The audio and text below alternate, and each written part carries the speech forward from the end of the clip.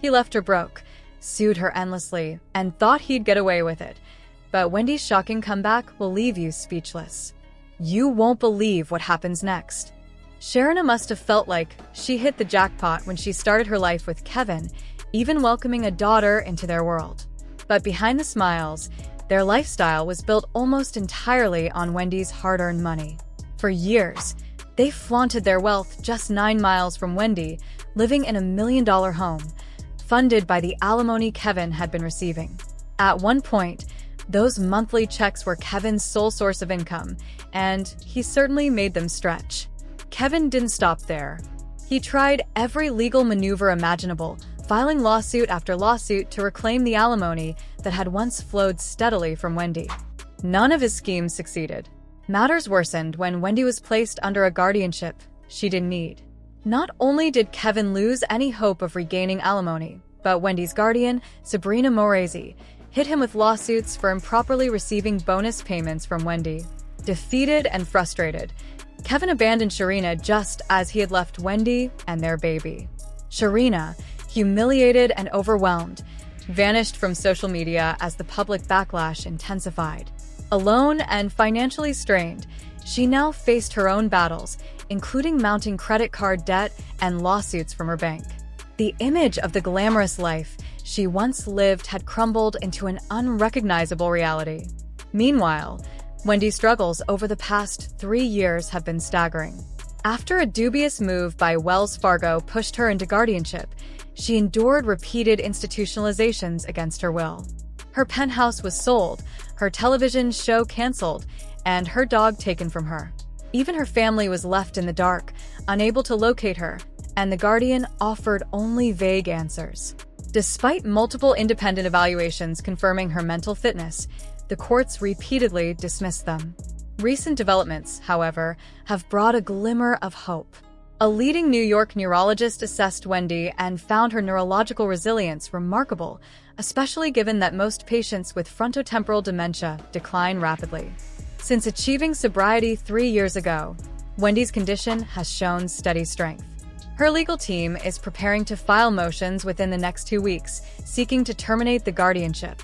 Should the judge resist, powerhouse attorney Joe Tacopina is ready to demand a jury trial, giving Wendy her best chance at reclaiming autonomy and freedom.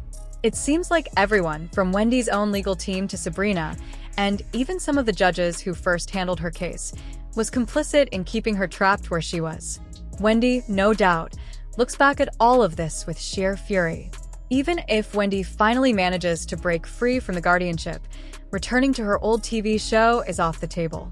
That stage of her life is behind her. Why? Because stepping back into the spotlight would give Kevin a legal foothold to demand alimony once again, and Wendy isn't about to let that happen. Smart move. When her show was canceled, Wendy's income plummeted. She went from earning millions to scraping by on tiny residuals, $1,952 in February 2022 and just $59 in January 2023. This dramatic drop in revenue is exactly why Sharina took legal action against Kevin. Despite a divorce clause specifying that Wendy wouldn't owe alimony if her show ended, Kevin's autopay system kept sending him an extra $112,000. Sharina sued to reclaim those overpayments. In court filings, Sharina explained, these payments continued largely because of the autopay function within her account. Wendy's residual income has been minimal since 2021, nowhere near the $500,000 figures from 2020 or 2021. By keeping the excess funds, Kevin interfered with Wendy's right to those monies. Kevin naturally fought back. He claimed Wendy owed him as many as 23 months of alimony and even attempted to challenge the divorce itself, alleging she had hidden assets. But Wendy had been playing a clever game all along. When Wells Fargo first initiated her guardianship, they estimated her accounts held around $7.3 million. Yet a close friend, Regina Schell, submitted an affidavit claiming that by 2022, Wendy's accounts actually contained roughly $55 million. Documents appeared to confirm this staggering total. Greed-driven, Kevin immediately tried to use this revelation to reinstate and inflate his alimony.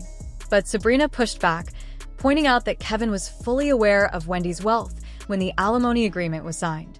While she didn't dispute Regina's claim outright, she also didn't confirm it, leaving the court to navigate a tangle of allegations, half-truths, and financial maneuvering.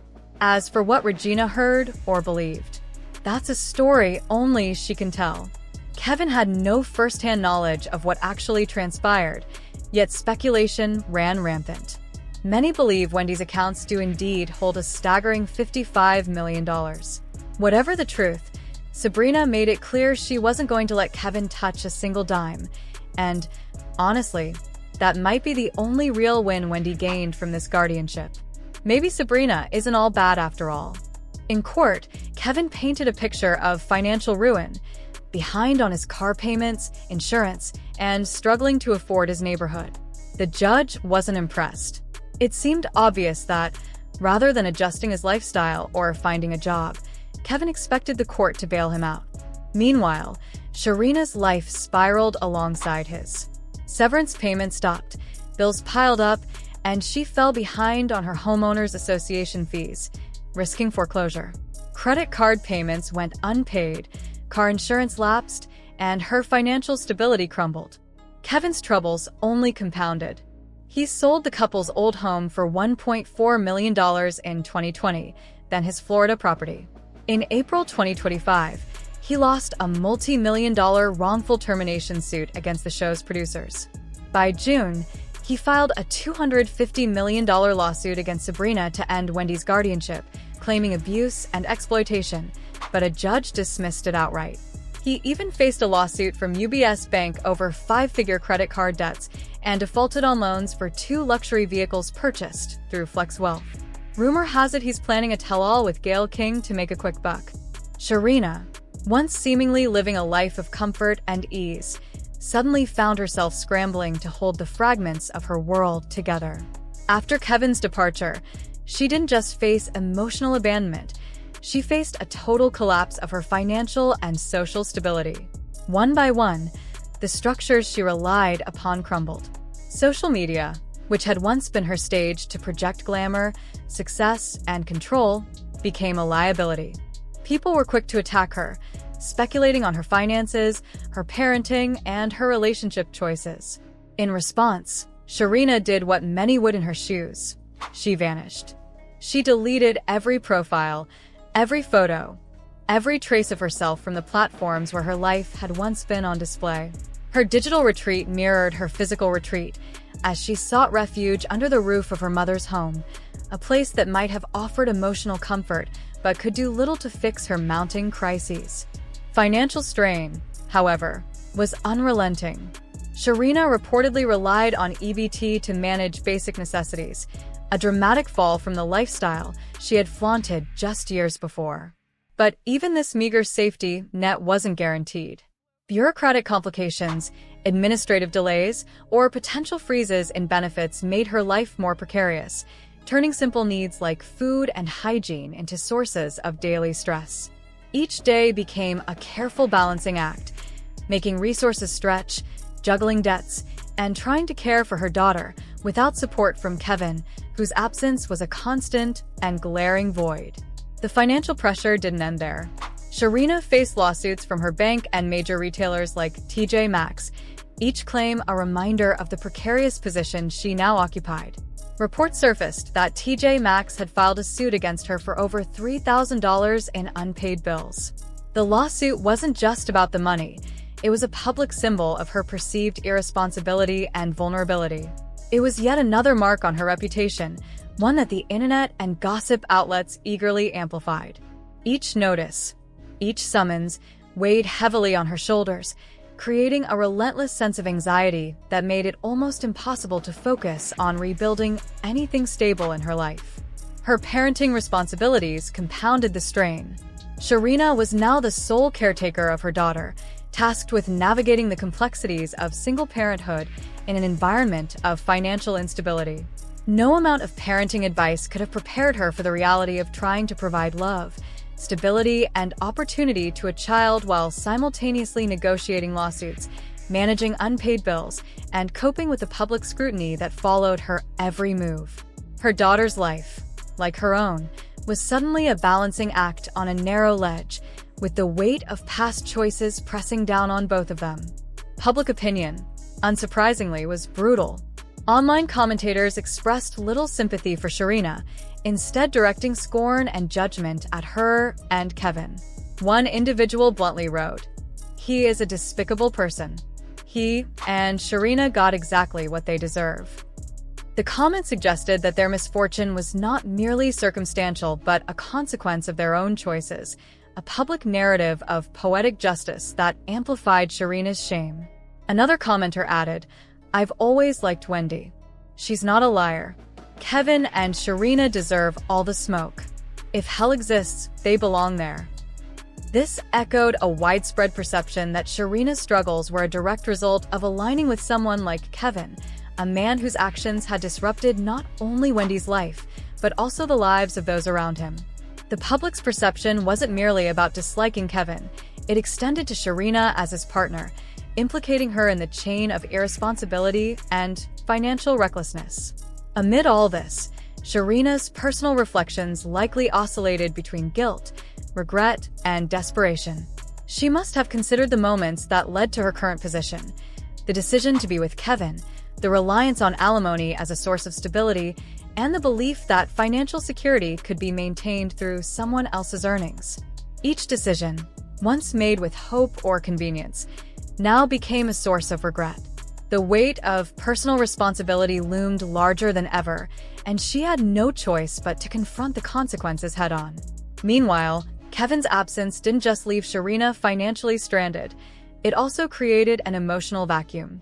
While she navigated lawsuits, benefits, and parenting, she had to do it alone. No co-parenting, no backup plan, and no safety net from someone who should have shared the burden. The stark reality of this abandonment would have forced her to mature quickly, facing adult responsibilities without the guidance or support that a partner should have provided. For Sharina, this wasn't just a test of survival, it was a test of character, resilience, and the ability to adapt in the face of compounding crises. Even more disheartening, the societal lens added pressure. Friends, acquaintances, and strangers alike observed her fall from grace, with a mixture of judgment and fascination. Social media, once her platform for self-expression, became a space she could no longer inhabit without exposure to ridicule and criticism. Her absence online might have been a protective measure, but it also isolated her from potential support networks and avenues for assistance. The very tools that had once elevated her status were now symbols of vulnerability and public scrutiny. Despite all these challenges, Sharina's story is not solely one of failure. Her retreat to her mother's home, while forced, may have provided her with critical emotional support. Dependence on EBT, while a humbling experience, represents a system that, however imperfect, exists to catch people in crisis. Each lawsuit, while stressful, is also an opportunity to confront the realities of her financial obligations and work toward a path of accountability and rebuilding. Her daughter's presence, though an added responsibility, offers purpose and motivation, a reason to persist despite adversity. The public's harsh opinions, though demoralizing, also underscore an important social truth. Accountability and perception often intertwine in complex ways. Sharina's plight is a cautionary tale about the consequences of relying on someone else's stability and the vulnerabilities inherent in public life. Yet it is also a narrative of resilience, of a person navigating the fallout of choices, relationships, and financial missteps in a world that is quick to judge but slow to empathize. As the lawsuits proceed and her financial situation remains precarious, Sharina is essentially forced into a new reality, one where independence, careful financial management, and self-reliance are no longer optional but necessary. Her experience highlights broader societal themes: the fragility of wealth tied to others, the volatility of public perception, and the harsh realities faced by single parents navigating systemic and personal challenges simultaneously. In the end, Sharina's journey is one defined by a complex mix of caution, resilience, and the painful lessons that come with facing the consequences of choices made under pressure. What began as a life seemingly full of promise and stability quickly devolved into a precarious struggle against circumstances largely outside her control. Her fall from financial and social grace is undeniably stark, a dramatic reversal of fortune that few could have anticipated, but it also highlights an essential truth about the human spirit. Even when adversity seems insurmountable, the capacity to persevere, adapt, and survive remains. Each day presents new challenges for Sharina. The lawsuits from her bank and retailers like TJ Maxx are not just financial burdens. They are constant reminders of how fragile stability can be when it is built on uncertain foundations. Even as she retreats to the sanctuary of her mother's home, she faces a relentless stream of bills, administrative hurdles, and social scrutiny. Life has become a complex balancing act. She must care for her child, manage overdue payments, and protect herself from the cascading effects of public judgment, all while trying to rebuild some semblance of autonomy. Beyond the practical realities of financial survival, Sharina is also navigating the psychological toll of public scrutiny. Social media, once a platform for self-expression and validation, has now become a space that amplifies criticism, gossip, and judgment. Deleting her online presence was a necessary act of self-preservation, yet it also underscores the isolation she experiences. Without the ability to control her public narrative, Sharina is left to confront not just the tangible consequences of her financial struggles, but the intangible weight of reputation and perception. Each public comment, whether sympathetic, judgmental, or scornful, adds to the emotional load she must carry alongside her material responsibilities. Her current reality forces a confrontation with the harshness of single parenthood. Kevin's absence leaves her not only financially vulnerable, but emotionally burdened. Parenting a child in the midst of financial uncertainty requires resourcefulness, patience, and extraordinary resilience. Every decision about groceries, schooling, or even daily routines carries extra weight. The stakes are no longer just her own stability.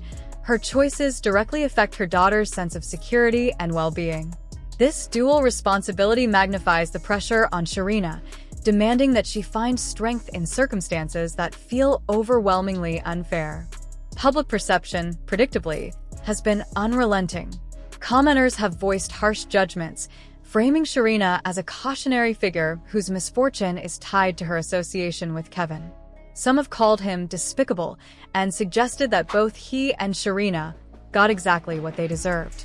Others have gone further, comparing the consequences they face to a moral reckoning, with statements like, "If hell exists, they both belong there."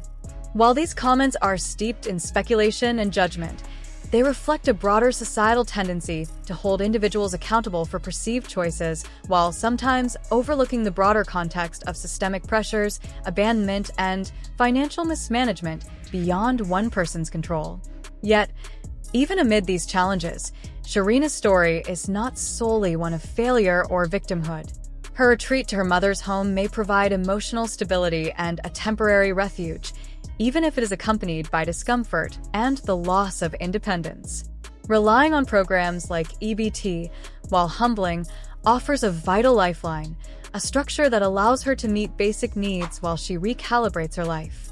Her child's presence, too, is a source of motivation and purpose.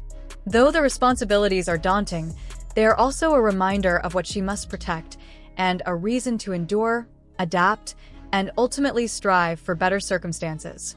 In navigating these intertwined challenges, financial instability, public judgment, and the demands of single parenting, Sharina's story illustrates the delicate interplay between choice and consequence. Her experiences serve as a vivid example of how decisions, whether made in partnership, in trust, or under duress, can reverberate far beyond the moment they are made. Yet, they also demonstrate resilience. Even in the face of compounding crises, she continues to take steps to survive, adapt, and maintain some degree of agency in her life.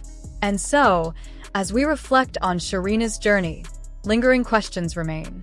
What do you think about Sharina being left financially stranded after Kevin vanished from her life?